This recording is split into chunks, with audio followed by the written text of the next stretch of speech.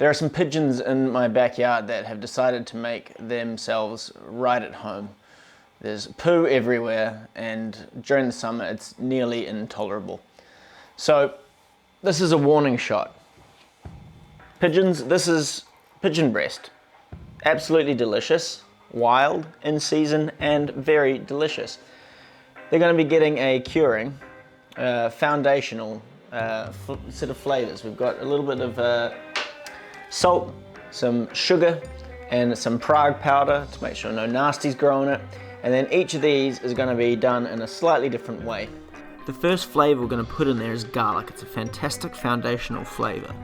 So I lay out my dishes and then split the salt and sugar mixture evenly across those dishes, followed closely by around about even amount of garlic in each one.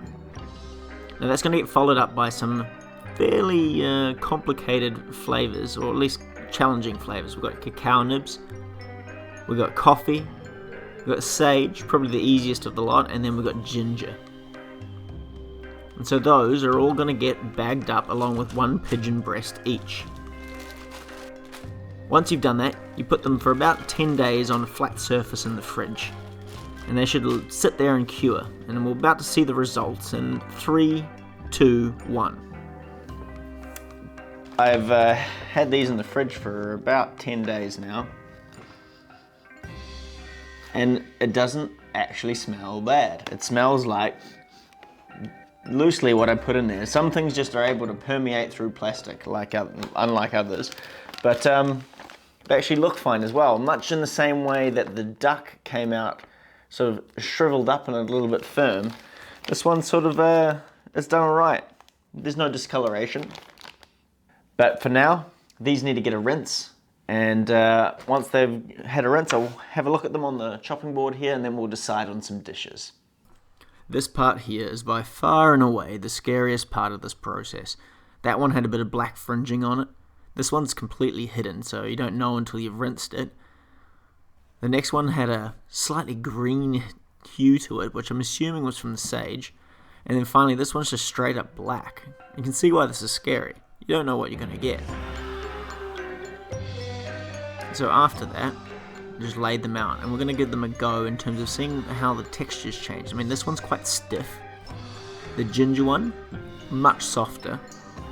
The coffee one is also quite soft, and then the sage one, well, that one was quite stiff, and I'm not sure why that is. But what they need to do now is they need to go in the oven at 100 degrees Celsius, and they need to sweat it out a bit. They need that fat to render. So before I go any further with it, I just want to try them all just a little bit. They've been in the oven at about 100 degrees Celsius for 20 minutes. It's just enough to get them hot, kill off anything extra, and sort of like render that fat a little bit. So you can just see what they're like here. That's just a little bit of the sage one. It's cool, bright red, bright red. So we'll see what it tastes like. Very garlicky, very sagey. That one's quite nice.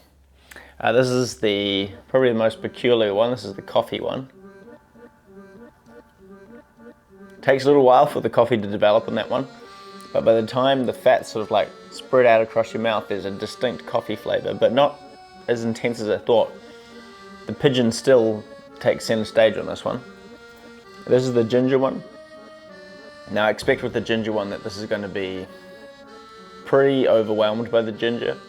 I could smell it above everything else. So we'll give it a go. Yeah, it's very gingery. It's probably the strongest so far. And then finally the cacao. I don't really grind up the cacao nibs, so I'm not sure how this one's going to turn out. Yeah, probably should have ground that one up. It was only like very faint. For some reason it's a bit saltier than everything else, even though I had equal measurements, but it's still delicious. This one is by far and away the easiest one we'll be doing. It's ginger pigeon sushi. Now, you got to make sure that when you do it, you wash your rice. You want that rice water to run clear. Then you can just load her up and let her rip. Then, when seasoning your rice, make sure you choose a bowl of the appropriate size, unlike me. Wet your hands, remove your rings, and then make a tidy little rice ball. Cut up your pigeon, and then make a sauce with soy, hellishly expensive yuzu, £10, and then mirin. Load it up with a little bit of wasabi, your pigeon, and then some beautiful bits of nori sprinkle. So this is ginger pigeon sushi with a little smearing of wasabi, some nori sprinkle, and a dip of soy, yuzu, and just a touch of mirin.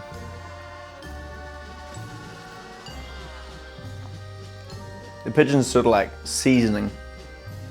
It's got like gives that sort of like a nice meatiness to it.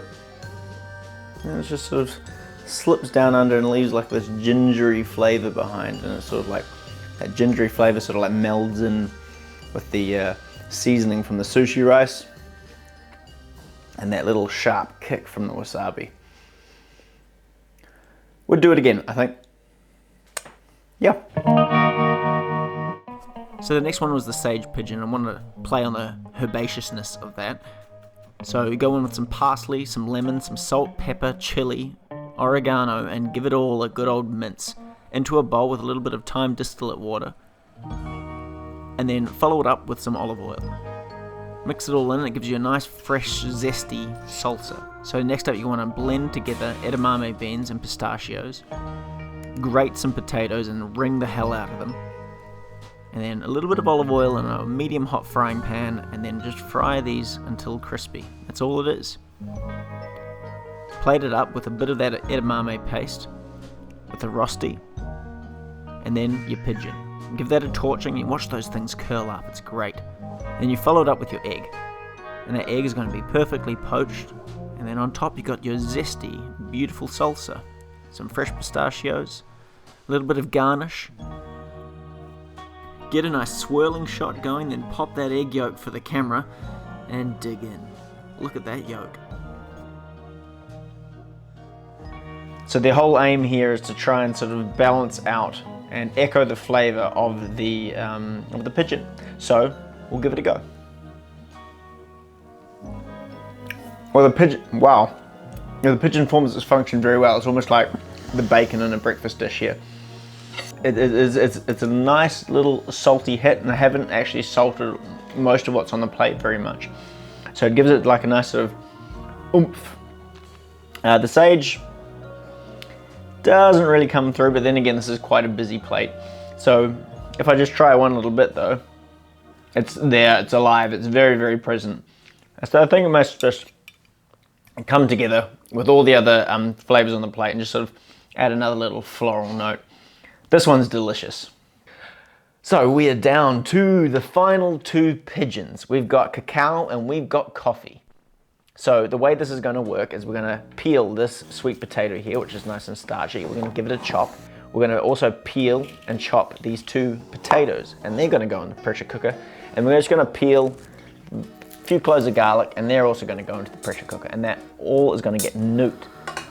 Then I'm going to press it all through a sieve and then boil it down with an entire pint of milk. Now the goal here is to bring out the lactose sweetness of milk, as well as bring out the starchy sweetness of this sweet potato. And that's going to work really, really well, hopefully, with the cacao and the coffee flavors, and bring them out, bring them to life.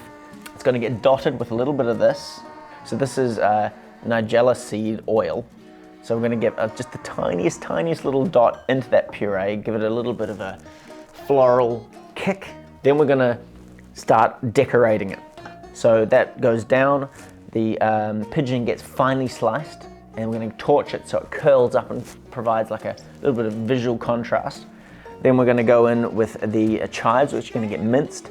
We're going to have beautiful flat leaf parsley, as well as oregano just sort of scattered about the place. Nutty element of the dish, and that nutty element is going to be comprised of three different things. We've got poppy seeds, we've got pistachios, and we've also got walnuts. So those are going to get crushed, and they're going to get scattered about the place as well. And then finally, to cut through it all, pomegranate paste, giving us a nice sort of acidy kick, which all this needs, and also will hopefully cut through a few of the fattier elements on the plate, as well as the gaminess of the pigeon.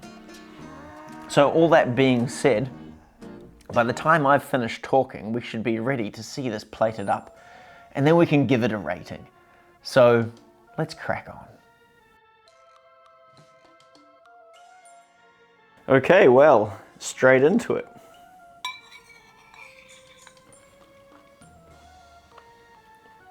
I forgot the chives. Bloody brilliant. Professional, right? Well, I've got a few things to say about this. The coffee is perhaps the strongest flavour. Its sort of bitterness gets completely leveled off by the puree. The puree is incredibly sweet.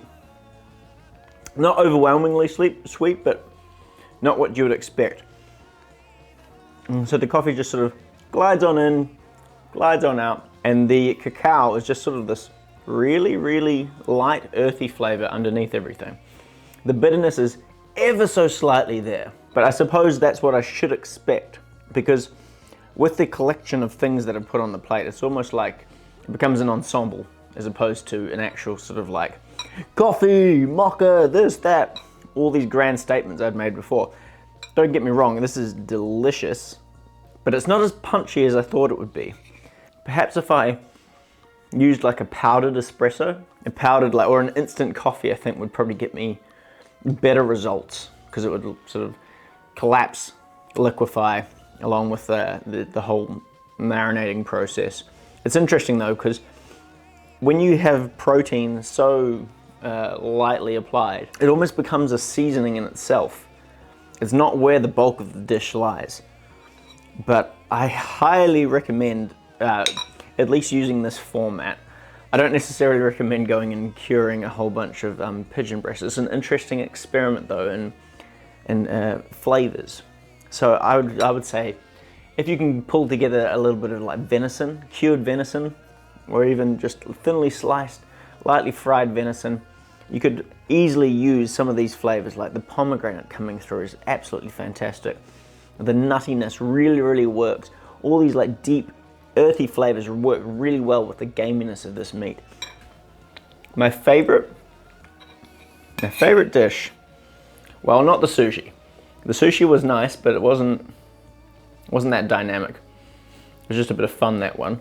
The one with the potato rosti was good, but I'd say it's sort of like still not that adventurous. If you gave me all three dishes on every single, like one after the other each day, I would go for this.